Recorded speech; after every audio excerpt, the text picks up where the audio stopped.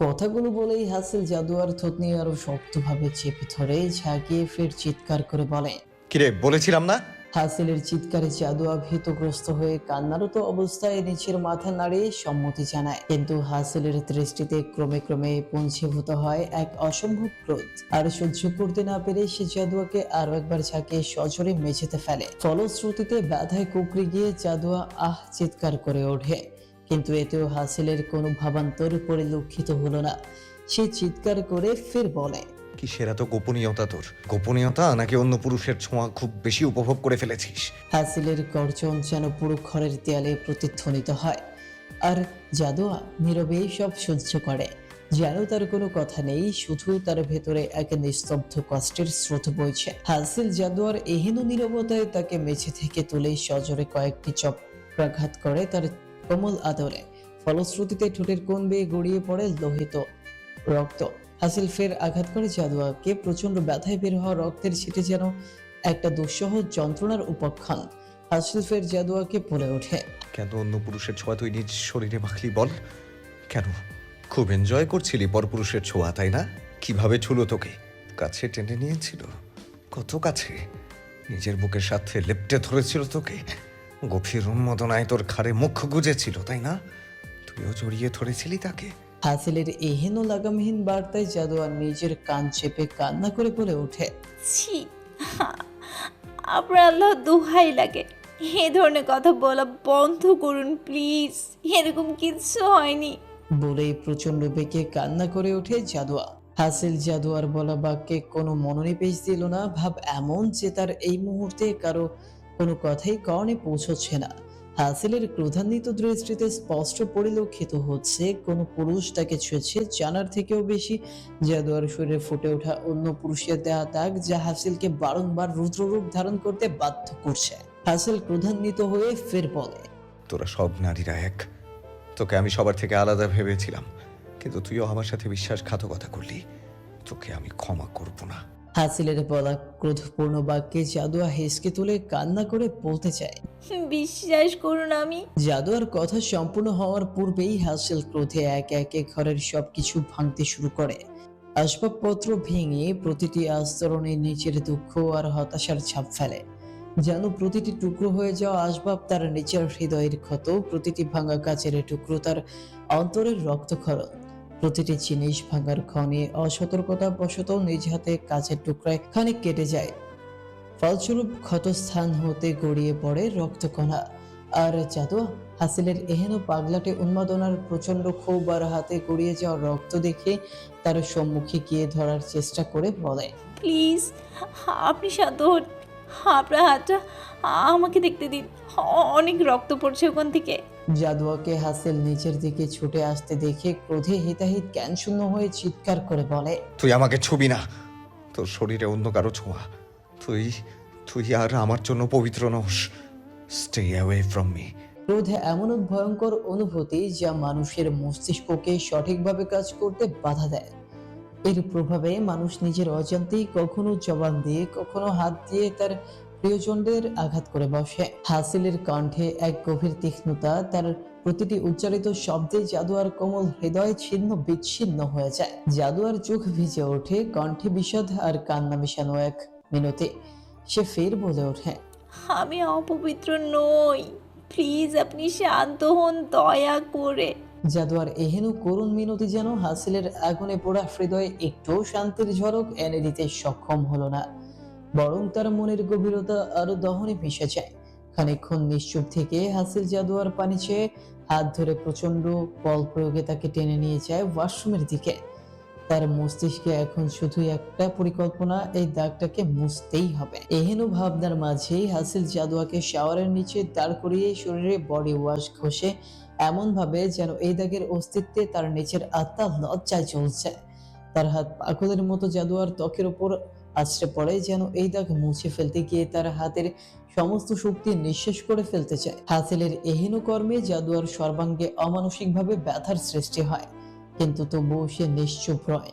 দাঁতে দাঁত চেপে তার সমস্ত কষ্টকে নিজের মনের গভীরে চেপে রেখে সহ্য করে যায়। তার যন্ত্রণার তীব্রতা যেন হাসিলের ক্ষোভকে প্রশমিত করার শেষ পথে। আকস্মাৎ হাসিল জাদুয়াকে ওয়াশরুম হতে বের করে ভেজা শরীরে চূর্ণ বিচূর্ণ হয়ে থাকা কক্ষের বিছানায় ছুঁড়ে ফেলে নিজ শরীরে পরিহিত শার্ট খুলে জাদুয়ার দিকে এগিয়ে গিয়ে বলে ওঠে, এই মুহূর্ত থেকে তোর শরীরে শুধু আমার দেয়া দাগ থাকবে। তোর সর্বাঙ্গে দাগ কাটার অধিকার শুধুমাত্র আমার। আমার দেয়া প্রতিটি দাগ তোকে সাক্ষী দেবে, তুই শুধু আমার। বলেই হাসিল এগিয়ে যায় সম্মুখে। জাদুয়ার মস্তিষ্ক হাসিলের এহেন কর্ম ও বলা বাক্য সঠিক বুঝে উঠতেই সক্ষম হচ্ছে না। নিজেকে ধাতস্থ করে কিছু বলার পূর্বেই হাসিল জাদুয়ার উপর নিজের সমস্ত ভর ছেড়ে রক্তিম বর্ণ ধারণকারী গ্রীবাদেশে নিজের অধর নিয়ে শক্ত দন্তের সাহায্যে দত্তাঘাত বসাতেই জাদুয়া ব্যথায় চিৎকার করে ওঠে। হাসিল সেদিকে ধ্যান না দিয়ে নিচের কর্মে লিপ্ত থাকে, ফলশ্রুতিতে গ্রীবাদেশ হতে বেরিয়ে আসে লোহিতর।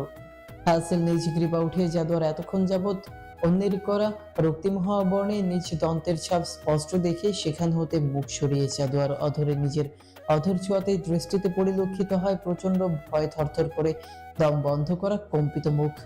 মুহূর্তেই হাসিলের কি হলো কে জানে, তবে জাদুয়ার উপর থেকে সরে তাকে তুলে পড়ে ওঠে। জাদুয়া, রিল্যাক্স প্লিজ, নিঃশ্বাস নাও। জাদুয়া, দম ছাড়ো। পরিস্থিতি এমন যে হাসিলের কোনো কথাই জাদুয়া শুনতে পাচ্ছে না। মুহূর্তেই সম্পূর্ণ হলুদ ফর্সা মুখশ্রী নীল বর্ণ ধারণ করা শুরু করেছে।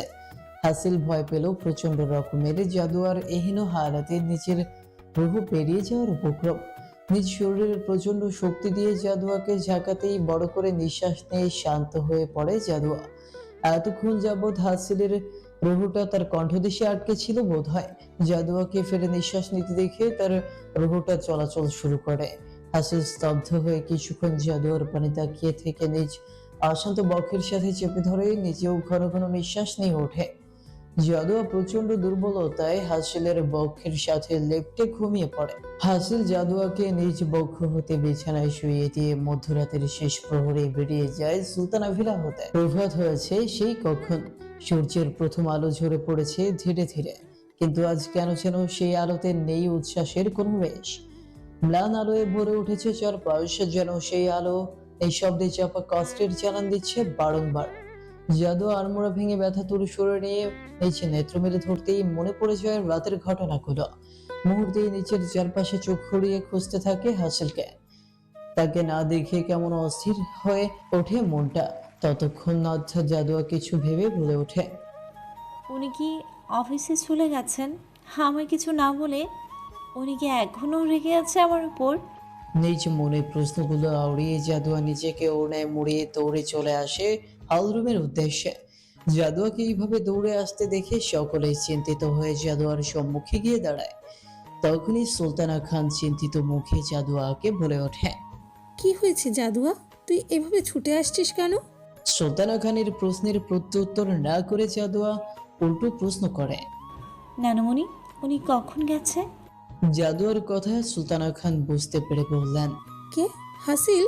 ওকে তো আজ এখনো কোথাও বের হতে দেখিনি। তুই এরকম অস্থির হয়ে আছিস কেন? জাদুয়াকে করা প্রশ্নের মাঝে একজন সার্ভেন্ট বলে ওঠে, খালাম্মা, বড় সাহেবরে তো সেই ভোর রাইতেই বাইরে যাইতে দেখছি।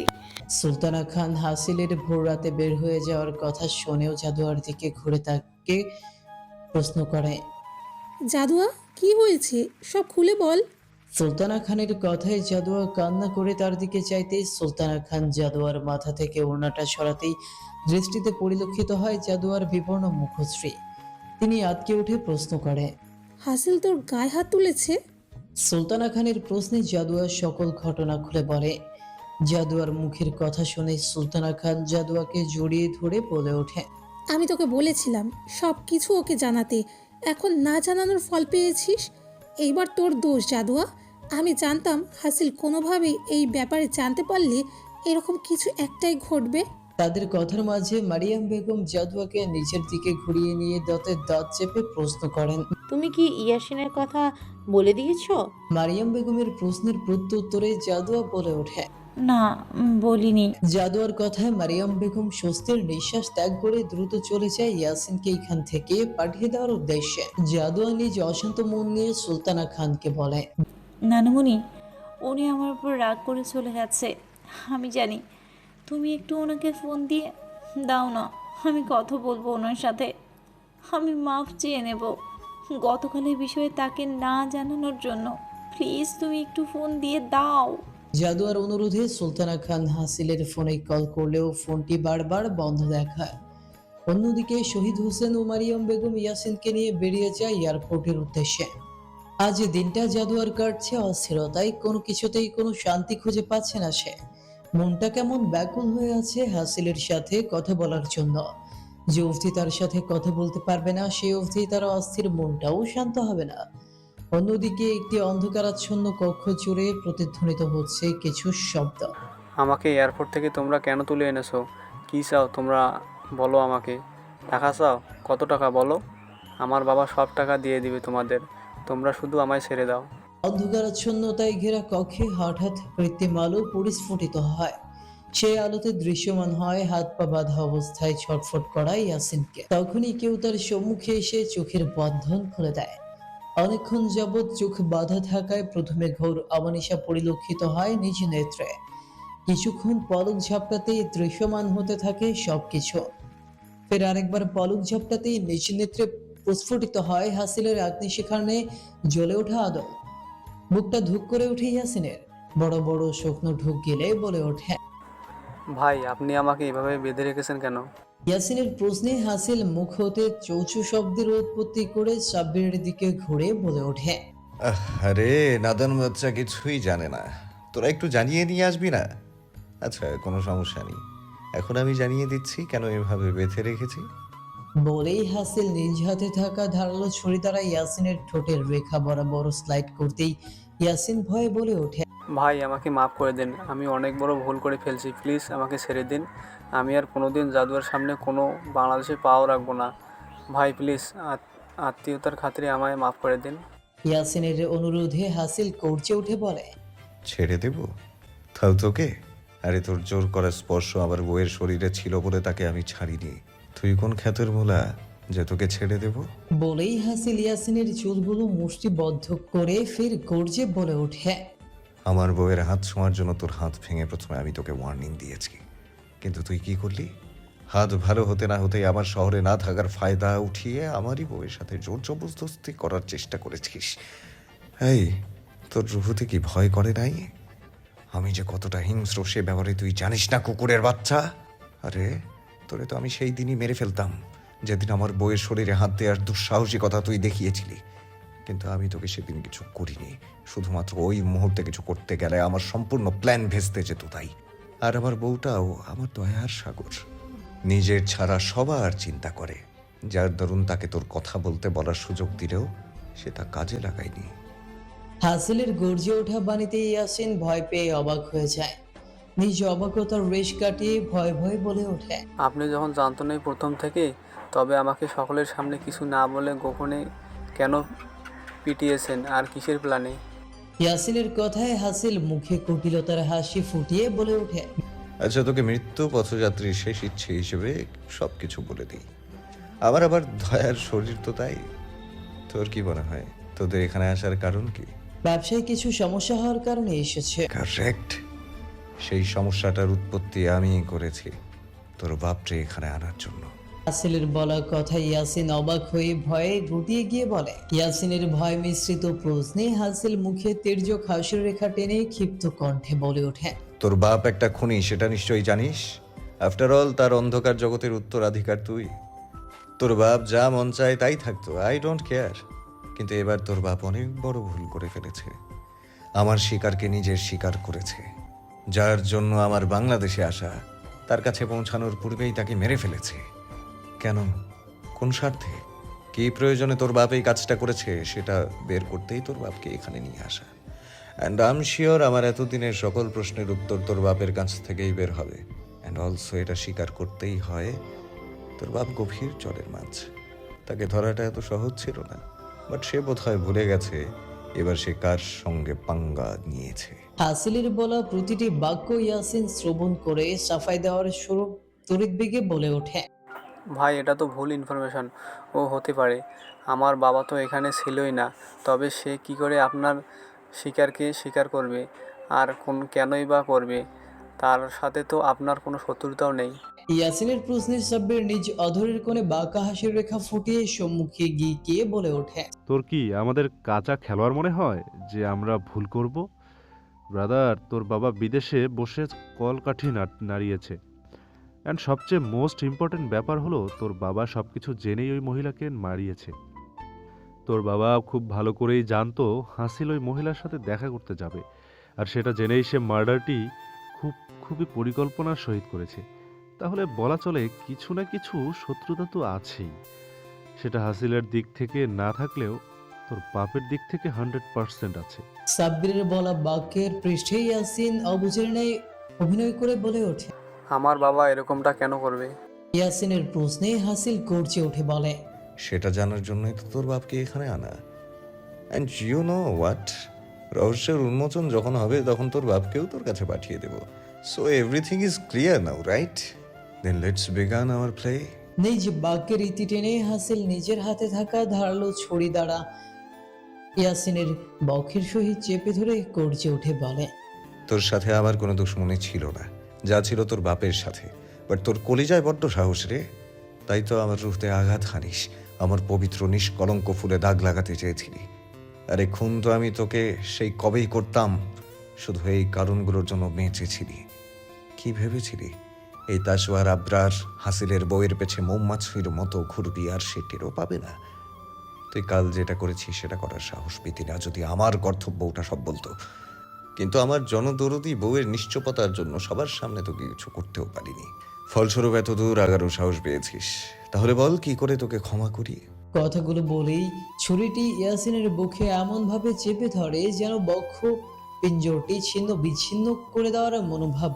ব্যথার যন্ত্রণায় ইয়াসিন চিৎকার দিয়ে উঠলেও হাসিলের মুখমণ্ডলে কোনো পরিবর্তন পরিলক্ষিত হয় না, বরং হাসিল ফের ইয়াসিনের মুখ চেপে ধরে চিৎকার দিয়ে বলে ওঠে, তোর এই মুখ দিয়ে ছুঁয়েছিলি ওকে, তাই না? তোর এই মুখ আমি রাখবো না। বলেই হাসিল ইয়াসিনের বুক বরাবর ছুরিতে ইয়াসিন চিৎকার করে নিজ কলস হতে বেরিয়ে বলে ওঠে, ভাই, আপনি আমাকে মেরে ফেললে আমার বাবা ঠিকই জেনে যাবে, তখন আপনি কিছুই জানতে পারবেন না। তাই বলছি আপনি আমাকে ছেড়ে দিন, আমি আপনার সাহায্য করতে পারবো এই রহস্য উন্মোচনে। ইয়াসিনের বলা বাক্যে হাসিল উচ্চ শব্দে হেসে উঠে বলে, তোর কেন মনে হলো তোর মতো চুনোপুটি সাহায্য নেব? কথাগুলো বলে ইয়াসিনের কর্ণ বরাবর মুখ নিয়ে হিসিয়ে বলে, ওহ, অ্যান্ড ডোন্ট ওয়ারি, তোর মৃত্যুর খবর একটা কাকপক্ষীও জানবে না। I promise that to you. হাসিলের বাক্য শেষ হতেই ইয়াসিন বুঝে যায় আজ তার নিস্তার নেই, তাই নিজেকে বাঁচাতে সে বলে ওঠে এক অনাকাঙ্ক্ষিত বাক্য, আপনি যদি আমাকে ছেড়ে দিন তবে আমি আপনাকে বলে দিব আপনার মা কোথায় আছে। আপনি তো আপনার মায়ের খোঁজ করছেন তাই না? আমি দিব সেই খোঁজ, আপনি শুধু আমায় ছেড়ে দিন প্লিজ। ইয়াসিনের বলা কথায় সাব্বির ভ্রুকুটি করে হাসিলের পানে তাকাতেই পরিলক্ষিত হয় হাসিলের শান্ত মুখাবয়ব। হাসিল শান্ত মুখে ইয়াসিনের পানে তাকিয়ে বলে, তোকে তো আমি ছাড়বো না। হ্যাঁ, তবে যদি বলিস ওই মহিলা কোথায় আছে তবে তোকে কম যন্ত্রণা দিয়ে মারবো, আই প্রমিস। হাসিলের শান্ত ভঙ্গিতে বলা ভয়ঙ্কর বাক্যে ইয়াসিন আরো ভীতগ্রস্ত হয়ে পড়ে। না, আমাকে না ছাড়লে আমিও বলবো না। হাসিল আকস্মাত উচ্চস্বরে হেসে বলে ওঠে, বলবি, তুই সব বলবি। কথাগুলো বলে হাসিল তার লোকদের উদ্দেশ্যে বলে ওঠে, ওকে এমন উত্তম মধ্যম দে যেন সহ্য করতে না পেরে গড়গড়িয়ে সব বলে দেওয়ার জন্য প্রস্তুত হয়ে যায়। কথাগুলো বলে হাসিল চলে যায় সেখান থেকে। সাব্বির ও হাসিলের পিছু পিছু বেরিয়ে তাকে উদ্দেশ্য করে প্রশ্ন করে, হাসিল, তোর কি মনে হয় ও সত্যি কথা বলছে? ও সত্যি জানে তোর মায়ের খোঁজ? যদি ও নিজেকে বাঁচাতে মিথ্যা কথা বলে তখন? আমি জানি ওর বাবার সাথে তোর মায়ের একটা সংযোগ পাওয়া গেছে, কিন্তু ভুলে যাস না, আমরা শহীদের সম্পর্কে যতটুকু তথ্য পেয়েছি তাতে এটা নিশ্চিত যে সে তার কোনো কুকর্ম বা সুকর্ম কোনো ব্যাপারেই কারোর সাথে শেয়ার করে না। তার প্রতিটি কর্ম সংগঠিত হয় গোপনে। তাহলে তার ছেলে কি করে জানবে? সাব্বিরের প্রশ্নে হাসিল মুখে তির্যক হাসির রেখা টেনে বলে উঠল, ও সত্যিই জানে সাব্বির। তুই খুব ভালো করে জানিস আমি মানুষের মুখের ভাব ভঙ্গিমাতেই বলে দিতে পারি কে সত্য বলছে আর কে মিথ্যা। জাদু আর দিনটি যেন একটি ভারাক্রান্ত অধ্যায় হয়ে দাঁড়িয়েছে। সকাল হতে রাত প্রতিটি ক্ষণ তার জন্য এক অপূরণীয় অপেক্ষার মতো। হাসিলের অনুপস্থিতি তাকে তেল তেল করে গিলে ফেলছে। অজানা এক অপরাধ বোধ এবং হৃদয়ের গভীর জমাট বাঁধা একটি বিষণ্ণতা তাকে ক্রমাগত তাড়িয়ে বেড়াচ্ছে। কেন জানি হাসিলের সঙ্গে যোগাযোগের অনুপস্থিতি, তার কঠোরতা আর দূরত্ব জাদুয়ার মনে এক ভয়ানক শূন্যতার সৃষ্টি করেছে। দেহের ক্লান্তি আর ক্ষতকে উপেক্ষা করে সে সারাদিনই অস্থিরতা নিয়ে কাটিয়ে দিল। তবে দিনের আলো যখন ধীরে ধীরে অস্তমিত হয়ে পৃথিবীকে আধারে মুড়িয়ে দিল, তখনও হাসিলের দেখা মেলেনি। আকাশের তারা আর দূর হতে শোনা মৃদু রজনীর সুর সব যেন তার বিরহকে আরো তীব্র করে তুলল। রাতের নিস্তব্ধতায় তার হৃদয় তপ্ত বালির মতো জ্বলছিল, আর তার চোখ দুটো দরজার দিকে নিবন্ধ ছিল, যেন যে কোনো মুহূর্তে হাসিল ফিরে আসবে। কিন্তু প্রতিটি মুহূর্তই যেন তার বিশ্বাসকে ধূলিসাৎ করে দিয়ে আরো গভীর হতাশায় ডুবিয়ে দিল। অবশেষে ক্লান্ত হৃদয়ে আর অশান্ত চিন্তাগ্রস্ত মন নিয়ে সে কখন ঘুমিয়ে পড়েছে তা সে নিজেও জানে না। ভোরবেলা দূর মসজিদ হতে ভেসে আসা সুমধুর আজানের সুর তার কর্ণে আঘাত হানল। সেই সুর যেন তার অস্থির হৃদয়ের গভীরতা স্পর্শ করে তাকে জাগিয়ে তুলল। সে তড়িঘড়ি উঠে চোখ মেলে চারপাশে তাকালো। তার চোখ যেন উন্মাদের মতো ঘরের প্রতিটি কোণে ছুটে বেড়াচ্ছিল, সে এক কাঙ্ক্ষিত মুখটির সন্ধানে। কিন্তু সেই চিরচেনা অবয়ব যখন দেখতে পেল না, তখন তার বুকের গভীরে যেন এক পাহাড় চাপা পড়ল। কষ্টের ভারে তার গলা আটকে এলো, তার চোখে এক অব্যক্ত কান্নার ঢেউ জমতে লাগলো। এক মুহূর্তের জন্য নিজেকে ধাতস্থ করার চেষ্টা করলো সে, তারপর নিজেকে সান্ত্বনা দিতে ওয়াশরুমে গিয়ে মুখ ধুল। ঠান্ডা পানির স্পর্শ তার শরীরে শিহরণ জাগালেও মনকে এক বিন্দু শান্ত করতে পারল না। ফ্রেশ হয়ে নামাজের জন্য কিবলার দিকে মুখ করে বসল। সিজদায় গিয়ে নিচের সমস্ত কষ্ট, যন্ত্রণার উদ্বেগ পরম করুণাময়ের কাছে সমর্পণ করল। চোখ বেয়ে নেমে আসা অশ্রুতে তার সিজদার স্থান ভিজে উঠল। সালাত শেষে কোরআন তেলাওয়াত করে তার হৃদয়কে শান্ত করার ব্যর্থ চেষ্টা করল, কিন্তু অস্থির মনের বোঝা যেন আরো ভারী হয়ে উঠল। অবশেষে তার অসহায়তা তাকে ঘর ছেড়ে বেরিয়ে যেতে বাধ্য করল। সে সোজা চলে গেল সুলতানা খানের কক্ষে। সেখানে গিয়ে অশ্রুসিক্ত কণ্ঠে বলল, নানুমণি, উনি কাল রাতেও বাসায় আসেনি। তুমি প্লিজ আরেকবার ফোন করো, তাকে বলো আমি আর কোনো দিন তার কাছ থেকে কিচ্ছু লুকাবো না। আমি সব বলবো, তার প্রতিটি প্রশ্নের উত্তর দেব। জাদুয়ার কণ্ঠের আকুলতা শুনে সুলতানা খানের হৃদয় মমতায় পূর্ণ হয়ে উঠল। তিনি কষ্টে জড়িয়ে থাকা মেয়েটিকে নিজের কাছে টেনে নিলেন, মমতার হাত বুলিয়ে বললেন, আচ্ছা সোনা, আমি ফোন দিচ্ছি, তুই একটু শান্ত হ। তবে মনের গভীরে তিনি নিজেই চিন্তায় মগ্ন হয়ে নিজ মনে আওড়ালেন, তুই হাসিলকে মন থেকে আপন করে নিয়েছিস, এটাই তো আমি চেয়েছিলাম। হাসিলের প্রতি তোর মনের গহীনে প্রচণ্ড ভালোবাসার বিকাশ ঘটেছে। আজ আমি খুশি, খুব খুশি তোর এই পরিবর্তনে। আল্লাহ তোদের সুখে রাখুক, একসাথে রাখুক, এই দোয়াই করি। সুলতানা খানের চিন্তার মাঝে জাদুয়া চোখে অস্থিরতার ছাপ নিয়ে আবার বুঝল, নানুমণি, তুমি এখনই ফোন দাও প্লিজ, দেখো উনি ঠিক আছে কিনা। সুলতানা খান অগত্যা হাসিলের নাম্বারে কল দিলেন, কিন্তু সে একই বার্তা সংযোগ দেওয়া সম্ভব নয়। বাণীটি তার কান পর্যন্ত পৌঁছল। এই যান্ত্রিক বার্তায় যেন জাদুয়ার ভাঙা হৃদয়ে আরো একটি আঘাত হানল। তার চোখ থেকে অনবরত অশ্রু ঝরতে শুরু করল।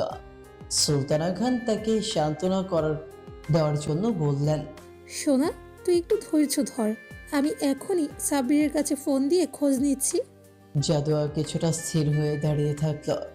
সাব্বির ফোন রিসিভ করতেই জাদুয়া দ্রুত হাত বাড়িয়ে ফোনটি কেড়ে নিল। ভাইয়া, আপনার ভাই কোথায়? উনি কেমন আছে? উনি কেন বাড়ি আসছে না? তাকে বলুন প্লিজ বাড়ি আসতে। আমি আর কখনো তার কোনো প্রশ্নে চুপ করে থাকবো না। আপনি ওনাকে বলুন প্লিজ। সাব্বির জাদুয়ার আকুলতায় মর্মাহত হলেও শান্ত স্বরে বলল, ভাবি চিন্তা করো না, হাসিল ঠিক আছে। ওর রাগ কমলে ও নিজেই বাড়ি ফিরে যাবে, আর এখন ওর নিজের ফ্ল্যাটে আছে। এই কথাগুলো শুনেই জাদুয়া কিছুটা আশ্বস্ত হলেও তার মনে এক ধরনের শূন্যতা থেকে গেল। তার অপেক্ষা যেন আরো দীর্ঘায়িত হলো। ধরণী নিজের তেজস্ক্রিয়তা ক্ষীণ করে এক অনিশ্চিত অন্ধকারের গভীরে ডুব দিতে প্রস্তুত। গোধূলি লগ্নের অন্তিম প্রহরে প্রকৃতি এক বিষণ্ণ নিস্তব্ধতায় মোড়ানো। এমন রহস্যময় আবহে আদৃত অবস্থায় মাটিতে লুটিয়ে থাকা ইয়াসিনকে কেন্দ্র করে এক ভীষণ দৃশ্যের অবতারণা। তার সামনে দাঁড়িয়ে হাসিলের চোখে জলের প্রতিশোধের অগ্নি, আর তার কণ্ঠে তীক্ষ্ণ হুকুম, বল, কোথায় সে? তোর নীরবতা যত দীর্ঘ হবে ততই তোর উপর জুলুমের নির্মমতা বাড়বে। সময় ফুরিয়ে আসছে, দ্রুত বলে ফেল, ওই মহিলা কোথায়? ইয়াসিন নিস্তব্ধ, তার ঠোঁট বন্ধ, মুখে কোনো শব্দ নেই। সে যেন নিজের নীরবতাকে এক দুর্বিদ্ধ প্রাচীর বানিয়ে হাসিলের ক্রোধের অপেক্ষা করছে। এরকম নির্লিপ্ততা হাসিলের ধৈর্যের সীমা ভেদ করে। তার চোখের রক্তিম কণ্ঠ জ্বলে উঠে বলে, জুলুম বাড়াও, ওর নীরবতার প্রতিফল পেতে হবে। হুকুম মতো অত্যাচারের তীব্রতা চরমে পৌঁছয়। ইয়াসিনের যন্ত্রণাময় আর্তনাদ ধরনের স্তব্ধতা যেন এক মর্মভেদী সুর হয়ে বেঁচে ওঠে। ব্যথার তীব্রতায় তার দেহ শিথিল হয়ে আসে, কিন্তু তার ঠোঁটের পাষাণ নীরবতা ভাঙে না। তীব্র অত্যাচারের ধাক্কায় অবশেষে ইয়াসিন অতি মৃদু স্বরে কিছু বলার চেষ্টা করে। তার এই শব্দ এত নিস্তেজ যে কারো কর্ণে পৌঁছয় না। হাসিল ধীর পায়ে তার দিকে এগিয়ে আসে, নিজের কর্ণ ঝুঁকিয়ে ধরে তার মৃদু কণ্ঠ শুনতে। তখনই ইয়াসিনের ঠোঁটের কোণ হতে ভেসে আসে এক বিভীষিকাময় বাক্য, যা হাসিলের সমগ্র অস্তিত্বকে স্তব্ধ করে দেয়। ওই নির্মম সত্য উচ্চারণ করে ইয়াসিনের মুখে এক রহস্যময় হাসি ফুটে ওঠে। মুহূর্তেই তার দেহ সম্পূর্ণ অচেতন হয়ে মাটিতে লুটিয়ে পড়ে। হাসিল সে ভয়ানক বাক্য শোনার পর যেন বজ্রাহত। তার দৃঢ় ব্যক্তিত্বের অভ্যন্তরে এক অজানা সংজ্ঞা তীব্রভাবে তোল খেতে থাকে। এক পা পিছিয়ে গিয়ে সে স্তম্ভিত দৃষ্টিতে ইয়াসিনের দিকে তাকিয়ে থাকে। তার চোখের গভীরে ক্রোধ, হতাশা আর এক অজ্ঞাত ভয়ের ছায়া একসঙ্গে ঘনীভূত হয়। হাসিলের এমন পরিবর্তন দেখে সাব্বির দৌড়ে তার কাছে এসে বলে, হাসিল, কি হয়েছে? ও এমন কি বললো যে তুই এমন হয়ে রয়েছিস? কিন্তু হাসিল কোনো উত্তর দিতে পারে না। তার কর্ণে এখনো প্রতিধ্বনিত হচ্ছে ইয়াসিনের সে বিভীষিকাময় বাক্য, যেন এই বাক্য তার চারপাশের সমগ্র আলো নিভিয়ে তাকে এক গভীর অন্ধকারে তলিয়ে নিয়েছে। সাব্বিরের করা ফের প্রশ্নে হাসিল বলে ওঠে, ও এইসব কি বলছে সাব্বির?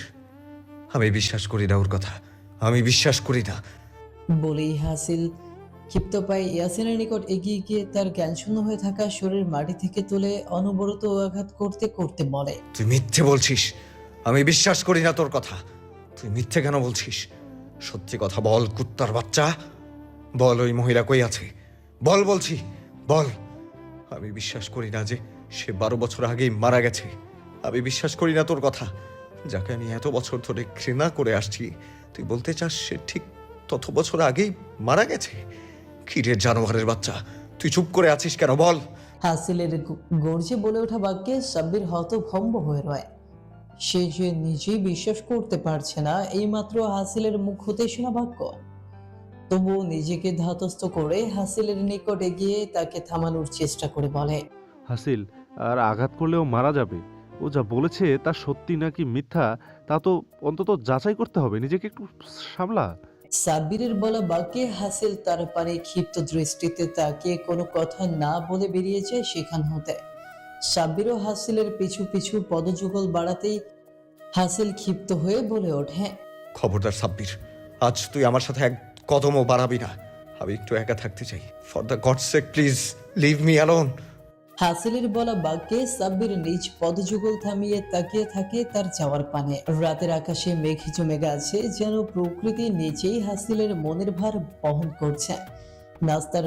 রাস্তার বাতিগুলো তার চোখে ঝাপসা হয়ে আসছে। গাড়ির গতি উন্মুক্তের মতো ছুটে চলেছে, স্টিয়ারিং এ তার হাত কাঁপছে, কিন্তু তার চোখে দৃশ্যমান এক গভীর শূন্যতা।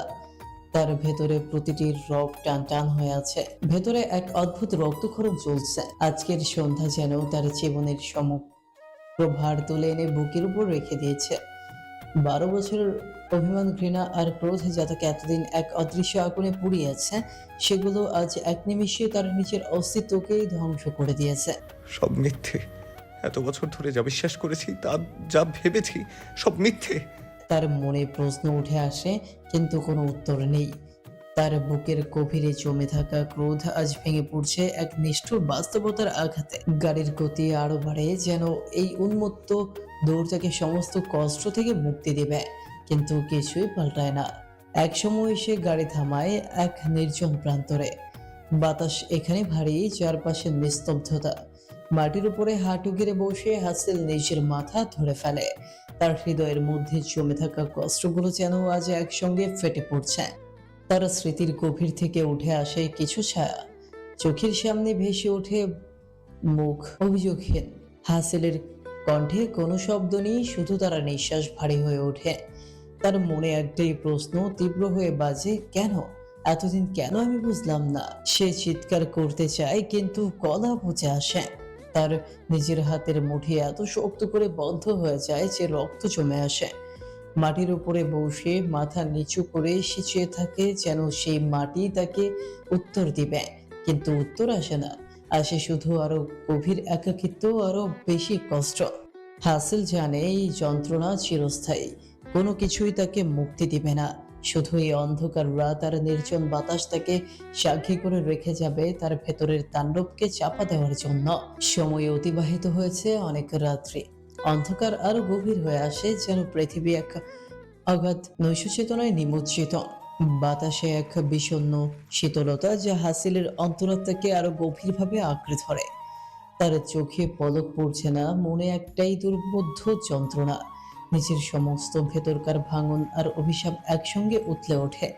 আজ তার জীবন যেন একটি দীর্ঘ স্বপ্নের মধ্যে ঢুকে পড়েছে, আর সে নিজেকে সেই সংকটে হারিয়ে ফেলেছে। তখনই সেই অভ্যন্তরীণ শূন্যতার মাঝে হাসিলের মনে ভেসে আসে এক মায়াবী মুখ, যার চোখে এক অদ্ভুত মৃদু জ্যোতি, যেন চারপাশের অন্ধকারেও আলো ছড়িয়ে দেয়।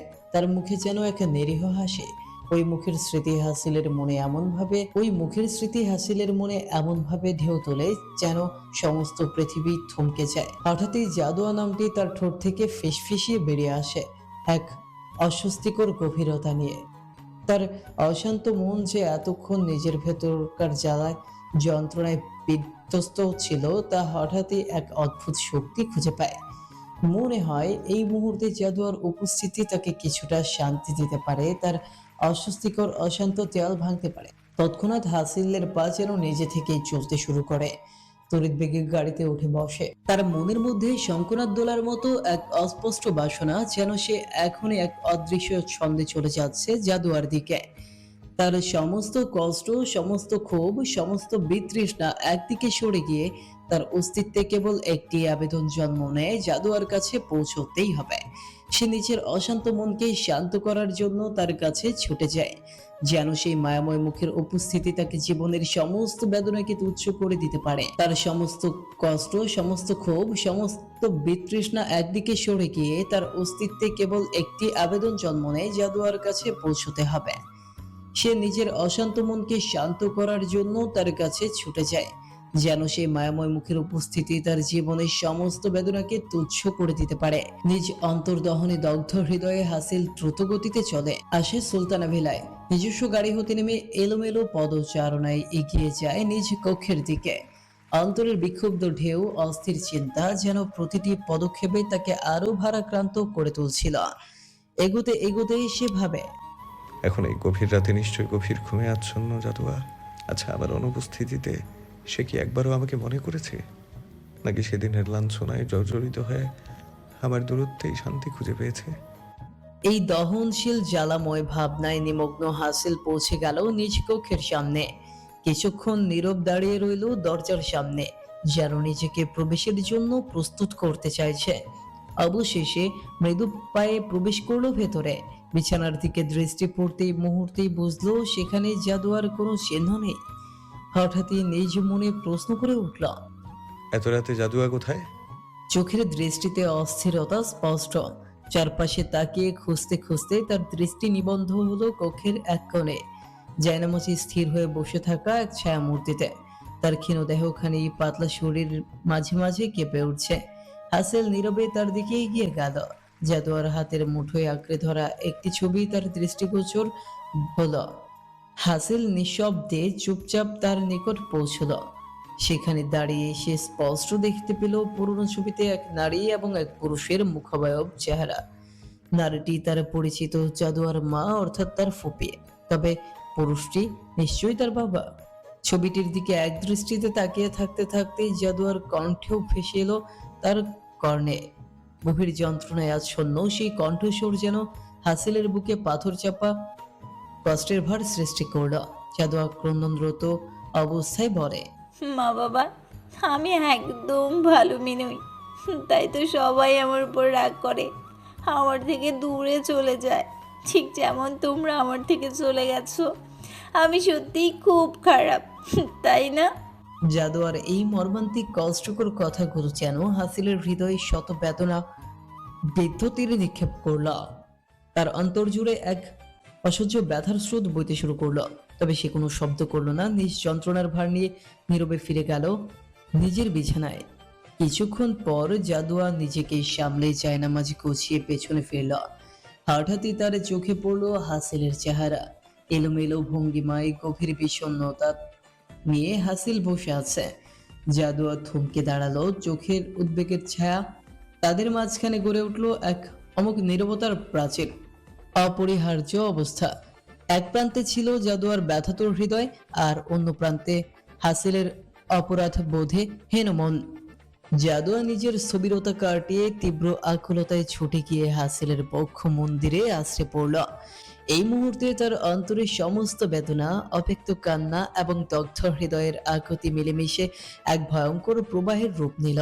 হাসিলের শক্তপুক্ত শরীরের স্পর্শে যেন সে সমস্ত জগৎ থেকে বিচ্ছিন্ন হয়ে গেল। সেই অমলিন আলিঙ্গনে ডুবে গিয়ে চুপিসারে তার দুঃখ গাথা উপহার দিল।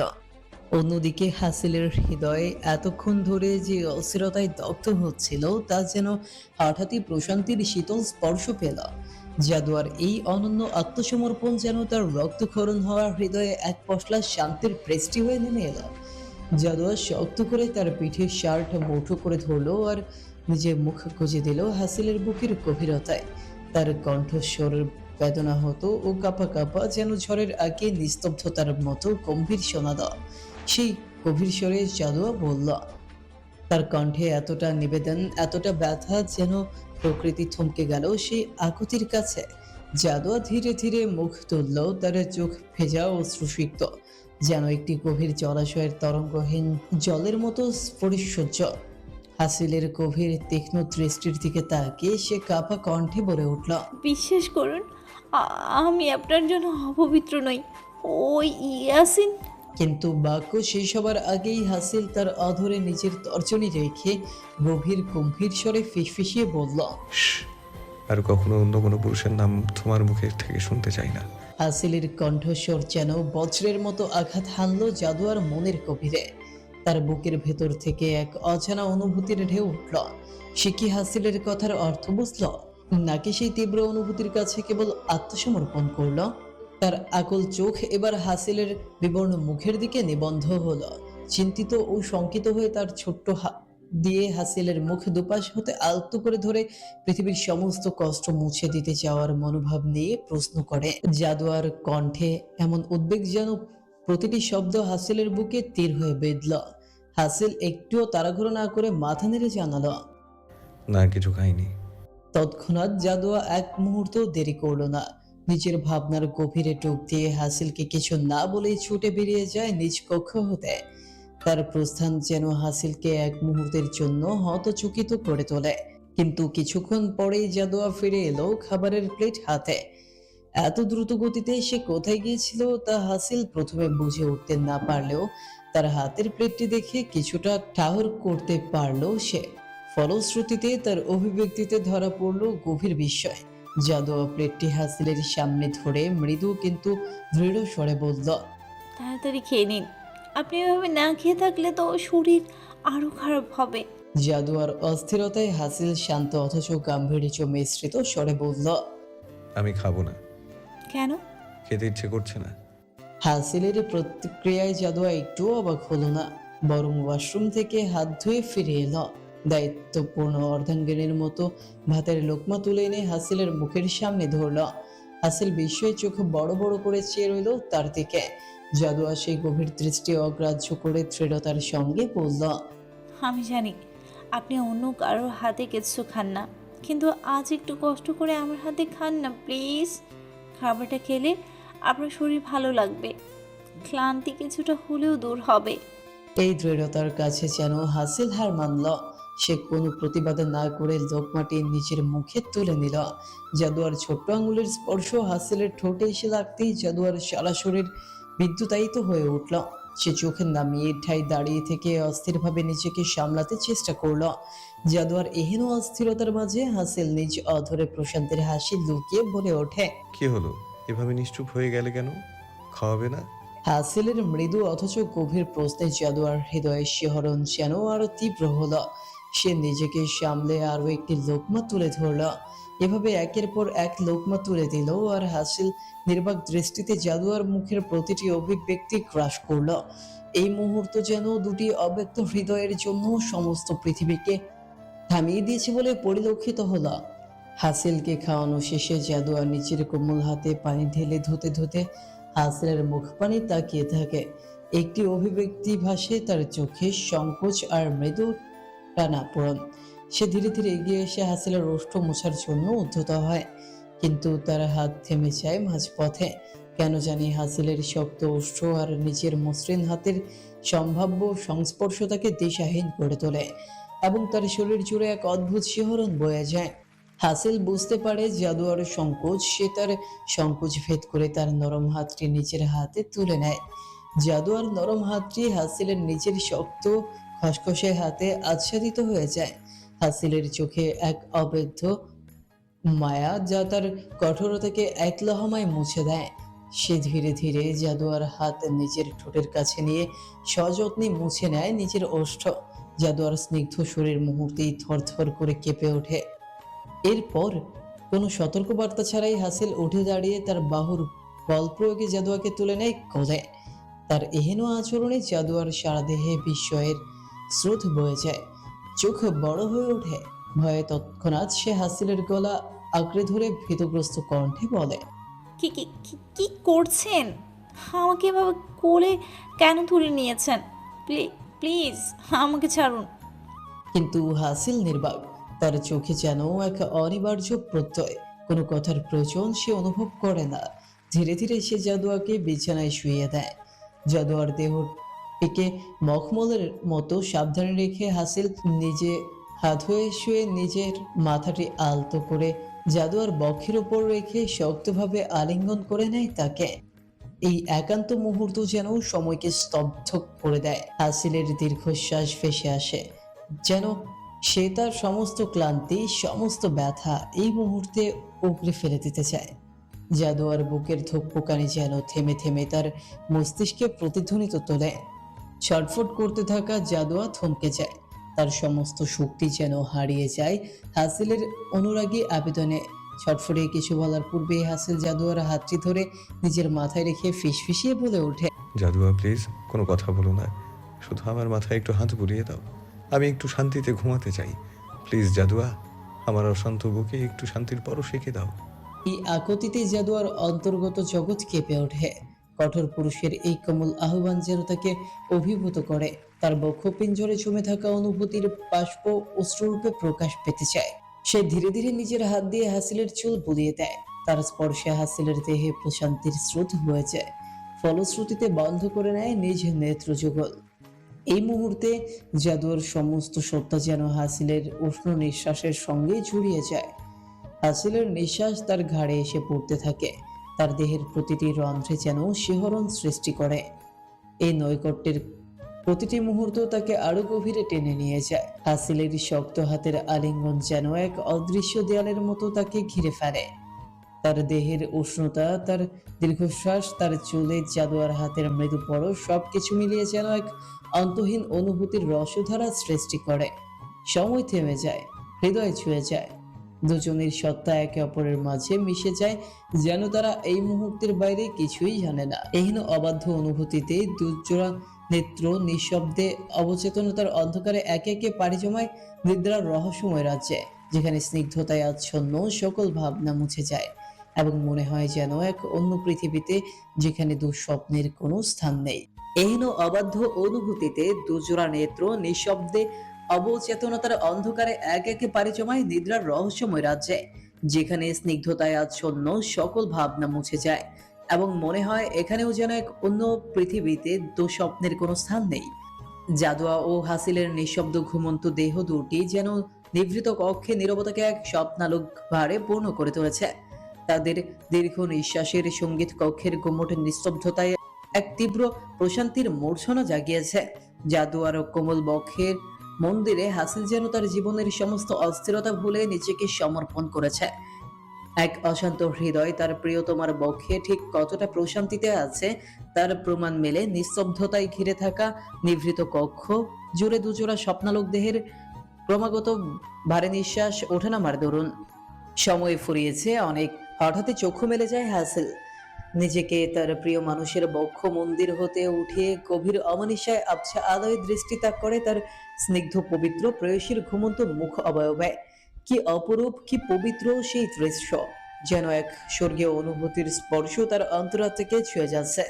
তার হৃদয়ের গভীরে এক অনির্বচনীয় টান বেজে ওঠে। সে ওই মুখশ্রীর দিকে তাকিয়ে যুগ যুগ পার করে দিতে পারবে কোনো প্রকার অনীহা ছাড়াই।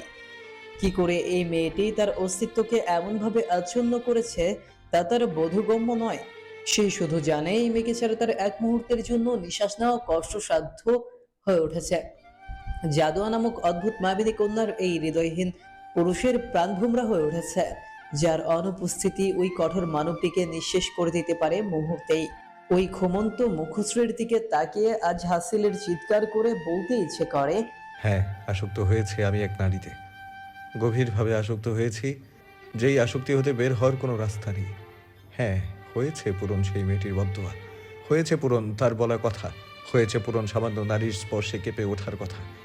এই যে আমার সম্মুখে যেই নিদ্রাদের শেহজাদি নিশ্চিন্তে তার রাজ্যে বিচরণ করছে, সেই অবুঝ শেহজাদি এই হৃদয়হীন কঠোর পুরুষের একমাত্র দুর্বলতার কারণ হয়ে উঠেছে। তাই সকল বদদোয়া আমি মাথা পেতে গ্রহণ করলাম, কিন্তু তাকে না পাওয়ার বদদোয়া আমার মঞ্জুর নয়। প্রয়োজনে দয়াময় রবের নিকট আকুল আবেদন জানাবো এই নারীকে আখিরাত ও পরকালের জন্য এই তাসাওয়ার আব্দুর হাসিরের নামে করে দিতে। নিশ্চয়ই করুণাময় রব অত্যন্ত দয়ালু এবং ক্ষমাশীল।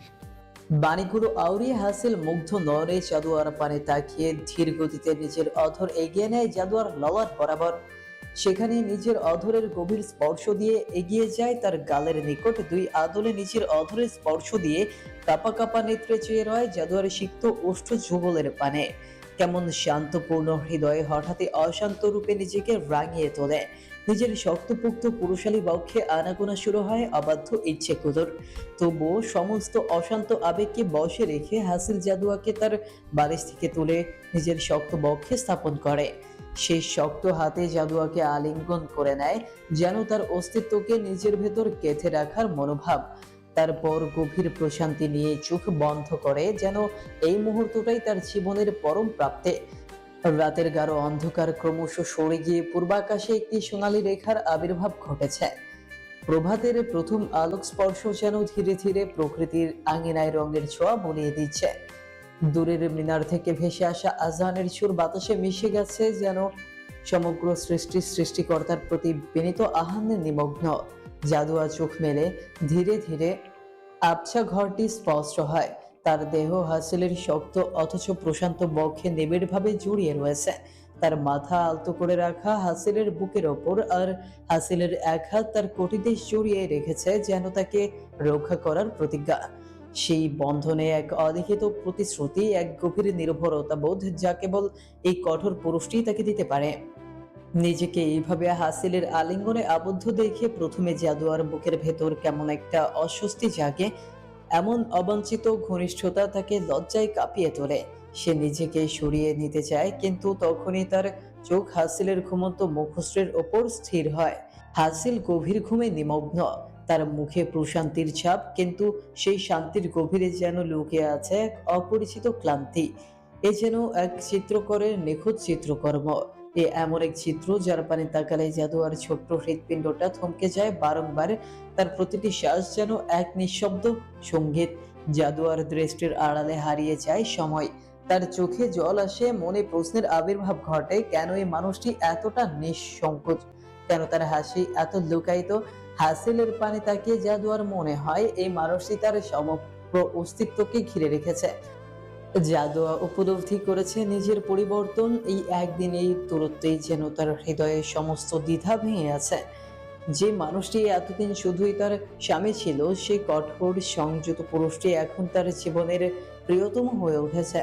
হৃদয়ের অন্তঃস্থল থেকে উঠে আসা এক অনির্বচনীয় ভালোবাসা তাকে আচ্ছন্ন করে রেখেছে।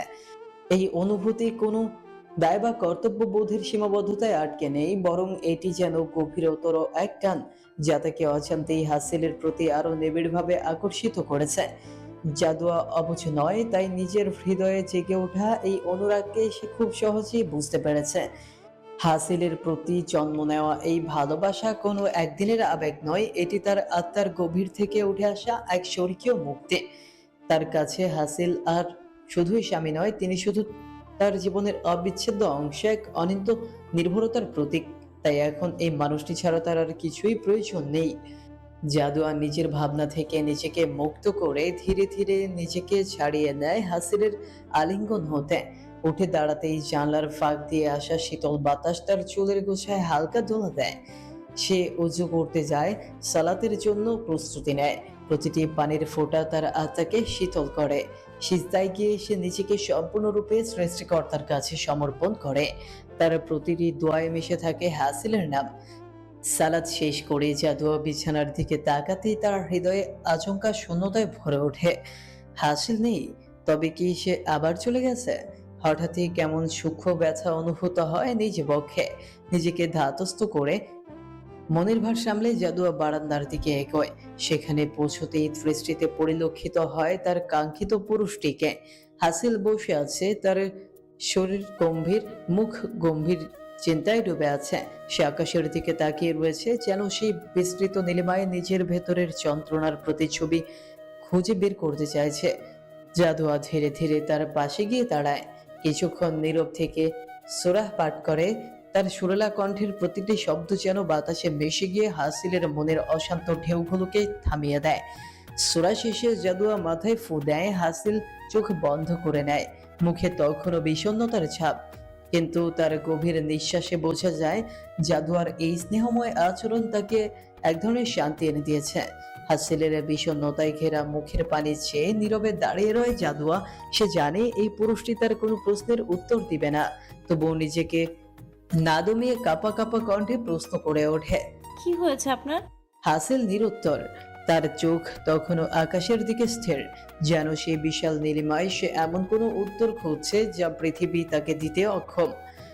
জাদুয়া তার নীরবতাকে বুঝতে পারে। হাসিলের মনের অগোচর কষ্ট তার হৃদয়কে ব্যথিত করে, তবুও সে কিছু বলে না। শুধু নিজের সমস্ত স্নেহ ও ভালোবাসায় হাসিলের পাশে বসে থাকে।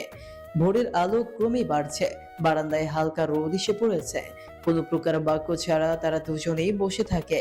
সময়ের গতি তাদের স্পর্শ করে না, যেন পৃথিবীর সমস্ত ব্যস্ততা থেকে দূরে তারা দুজন এক সুরঙ্গ প্রভাতের সাক্ষী হয়ে রয়ে যায়। অতিবাহিত নিশ্চুপতার বেড়াজাল হতে বেরিয়ে হাসিল ডেকে ওঠে। জাদুয়া, হায়, এই কেমন আবেগময় রাগ! বক্ষ পেঞ্জরটা যে কেঁপে উঠল ষোড়শী কন্যার এহেন আবেগের সম্বোধনে। বক্ষ পেঞ্জরে দীর্ঘশ্বাস টেনে কাঁপা কাঁপা কণ্ঠে জাদুয়া বলে ওঠে। হুম। হাসিল ফেরে নিশ্চুপ। সে কি জানে এক ষোড়শী কন্যা চাতক পাখির ন্যায় নিজ দৃষ্টি যুগল ত্যাগ করে আছে ওই তিক্তভাষী পুরুষটির জবান হতে কিছু শোনার আশায়? জাদুয়ার এহেন অব্যক্ত ভাষাটুকু বুঝলো বোধ হয়। তাই তো আকাশের পানি ছেয়ে বিষণ্ণ মুখে হাসিল বলে ওঠে। কখনো যদি জানতে পারো আমি নিজের অজান্তেই অনেক বড় একটা ভুল করে ফেলেছি, তবে কি ছেড়ে যাবে আমায়? বলেই হাসিল ফেরে নিশ্চুপ হয়ে রয়। হাসিলের বলা কথার মর্মার্থ জাদুয়ার ছোট্ট মস্তিষ্ক ঠিক ঠাউর করতে পারল না। সে অবুঝের ন্যায় চেয়ে রয় হাসিলের পানে। তখনই হাসিল জাদুয়ার পানে চেয়ে গম্ভীর গলায় নিজ মুখে তির্যক হাসি ফুটিয়ে বলে ওঠে। ছেড়ে যাওয়ার কথা কখনো চিন্তাও করো না। মনে রেখো, তুমি যদি আমার পাশে কখনো এক পা পিছিয়ে নাও, তবে আমি 10 পায়ে গিয়ে তোমাকে নিজের বন্দিনী করে নেব। এ জন্মে আমার থেকে মুক্তি নেই তোমার, অবুঝ শেহজাদি। কথাগুলো বলেই হাসিল বারান্দা থেকে রওনা হয় নিজ কক্ষের উদ্দেশ্যে। হাসিলের বলা কথাগুলো জাদুয়ার নিকটে হুমকি মনে হলো নাকি অন্য কিছু কে জানে, তবে সে নিজ মনে সাহস জুগিয়ে হাসিলকে প্রশ্ন করে ওঠে। ভালোবাসেন আমায়? প্রশ্নটি করেই জাদুয়া ভয়ে নতজানু হয়ে দাঁড়িয়ে রয়। হাসিল নিজ পদযুগল থামিয়ে বলে ওঠে। না। বলেই পদযুগলের পরিচালনায় চলে যায় নিজ কক্ষে। কিন্তু অবুঝ বোকা মেয়েটি হাসিলের প্রত্যুত্তরের ভঙ্গুর হৃদয়ে ছলছল নেত্র যুগলে ঠায় দাঁড়িয়ে থাকে সেখানটাতেই। হাসিলের এহেন প্রত্যুত্তর জাদুয়ার ছোট্ট মন কোঠরিতে আঘাত হানে তীব্রভাবে। মুহূর্তেই অভিমানের ভারে ভাঙা ক্রন্দনরত কণ্ঠে বিড়বিড়িয়ে বলে ওঠে। ভালোই যখন বাসেন না, তবে কেন আমার সাথে ওসব করেন? নিষ্ঠুর পাষাণ লোক, সাথে এখন চরিত্রেরও সমস্যাযুক্ত। বাকি কথা বলার পূর্বেই হাসিল জাদুয়াকে ডেকে ওঠে। এতক্ষণ যাবৎ যার উপর অভিমান করেছিল তার একটি ডাকেই নিজের অভিমান ভেঙে ছুটে যায় নিজ কক্ষে। জাদুয়াকে দেখেই হাসিল বলে ওঠে। আজ রুম থেকে এক মুহূর্তের জন্য বের হবে না। হাসিলের বলা কথায় জাদুয়া আদৌ শুনতে পেল কিনা কে জানে, তবে তার কথার পৃষ্ঠে চিন্তিত হয়ে বলে ওঠে। আপনি আবার কোথায় যাচ্ছেন? বাসায় ফিরবেন কখন? জাদুয়ার ব্যাকুলতা দেখে হাসিল বলে ওঠে। খুব শীঘ্রই, তবে আমি যা বলেছি তা যেন মনে থাকে। এখান থেকে এক পাও বের হবে না। ক্ষুধা লাগলে ফ্রিজে যা আছে তা খেয়ে নেবে, মনে থাকবে?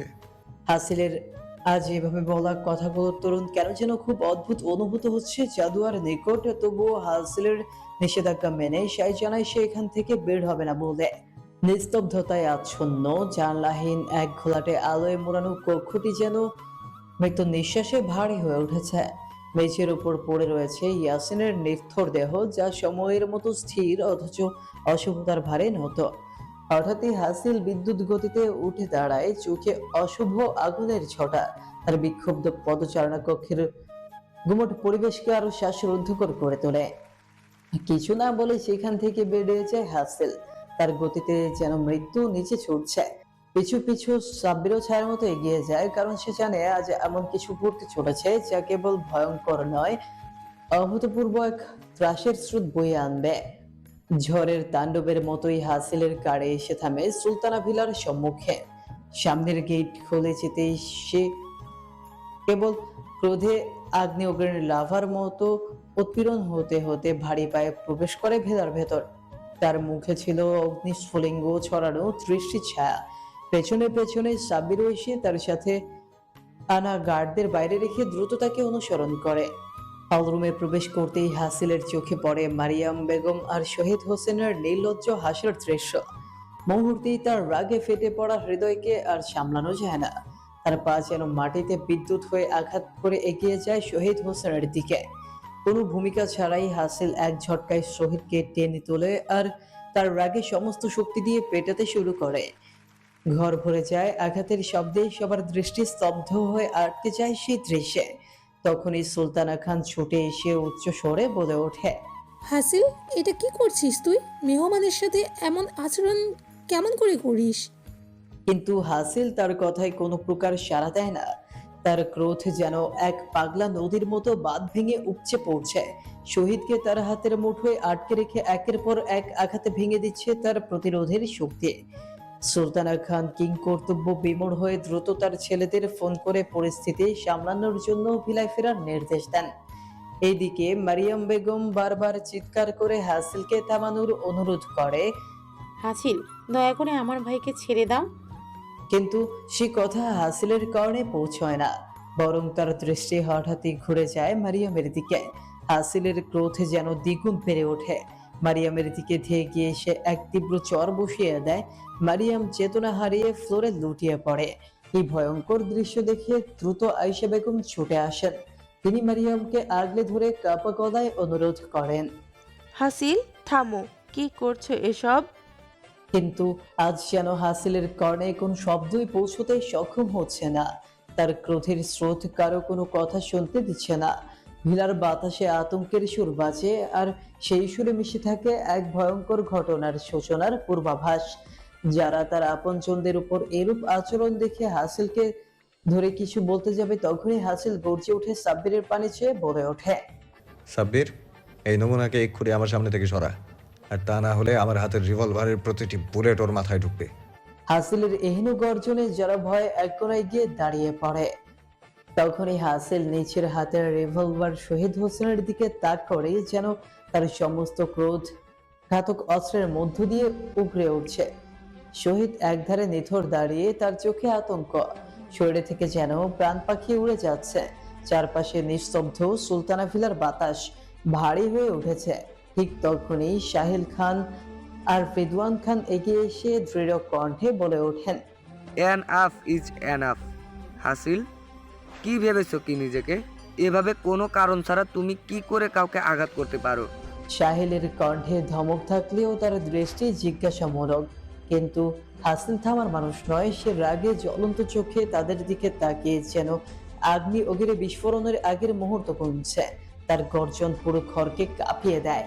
আমার মায়ের খুনিকে মারতে অন্য কোনো কারণের প্রয়োজন আছে বলে আমি মনে করি না। এই বাক্যের প্রতিধ্বনি যেন সুলতানা ভিলার দেয়ালে দেয়ালে ছড়িয়ে পড়ে। ঘরের ভেতর বাতাসের তীব্রতা এতটাই বাড়ে যে কারো শ্বাস নিতে কষ্ট হচ্ছিল। উপস্থিত সবাই যেন স্থবির হয়ে যায়, তাদের চোখে অবিশ্বাস। এত বড় সত্য, এত নির্মম অভিযোগ, কেউ যেন নিজের কানকে বিশ্বাস করতে পারছে না। সাহিল খান কিছুটা থতমত খেয়ে কাপা গলায় বলে উঠলেন, তুমি কি করেছো? মেরে ফেলছো মানে? এসবের মানে কি?